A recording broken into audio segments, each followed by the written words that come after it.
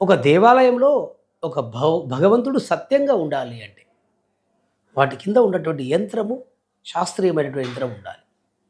ఆ యంత్రానికి సరైన మంత్ర ఉపచారం జరిగి ఉండాలి. మంత్రసిద్ధి కలిగి ఉండాలి. ఆ యంత్రంలో ఉన్నటువంటి మంత్ర బీజాక్షరాలన్నీ నిక్షిప్తమై ఉండాలి. ఆ మంత్రానికి జపసంఖ్య జరిగి ఉండాలి. ఆ యంత్రానికి మూల మంత్రం యొక్క ధ్యానము జపము జరిగి ఉండాలి. ఆ యంత్రములో మంత్రపూర్వకమైనటువంటి విషయాలు రాసుకొని ఉండాలి. ఆ యంత్రము కొన్ని ఆకార రూపంలో ఉండాలి. యంత్రము, మంత్రము.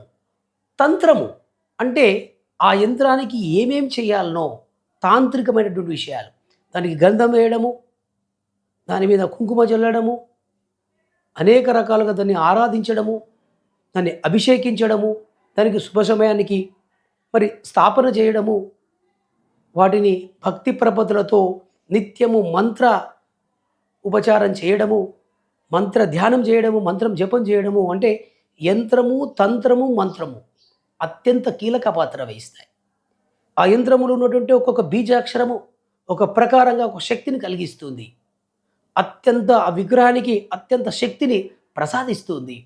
ఆ మూల మంత్రాలై ఉన్నటువంటి యంత్రంలో ఉన్నటువంటి మంత్ర బీజాక్షరాలన్నీ కూడా ఈ ప్రకృతిలో ఉన్నటువంటి శక్తిమైనటువంటి స్వరూపాన్ని అంతా కూడా ఉత్తేజపరుస్తుంది.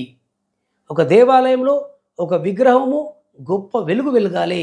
అది సకల ప్రాణులకు, సకల భక్తులకు, ప్రజలకు శుభదాయకంగా శుభాలు కలిగించాలంటే ఆ విగ్రహం కింద ఉన్నటువంటి యంత్రము అత్యంత శక్తిదాయకంగా ఉండాలి అని శాస్త్రము మనకు చెప్తా ఉంది.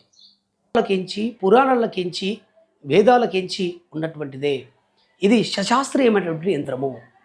చాలామంది మేము యంత్రాలను నమ్మము, మంత్రాలను నమ్మము అంటే భగవంతుని ముందర కూర్చొని మంత్రాలే మనం చదివేది. వేద మంత్రాలు కానీ, శ్లోక మంత్రాలు కానీ, జప మంత్రాలు కానీ మనము చేస్తేనే ఆ మంత్రాలు భగవంతునికి చేరుతాయి. మరి ఇక్కడ మంత్రం మనం పాటిస్తున్నాం.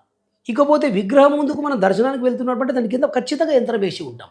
యంత్రాన్ని కూడా మనం ప్రాధాన్యతనిస్తున్నట్టే. యంత్రాన్ని మేము నమ్మము అని కాదు, మీరు నమ్మడం యంత్రమే. ఒక దేవాలయానికి వెళ్ళామంటే అక్కడ యంత్రం ఉంటుంది. మంత్రము, తంత్రం. అక్కడ పోయి అనేక రకాలుగా మనం నమస్కారం చేయడము, ప్రదక్షిణలు చేయడము, పూజా కార్యక్రమాలు చేయడం ఇవన్నీ కూడా తంత్రం. మంత్రము, యంత్రము, తంత్రము మనం తప్పకుండా పాటిస్తున్నాము, పాటించవలసిందే. పాటిస్తేనే ఫలితాలు ఉంటాయి.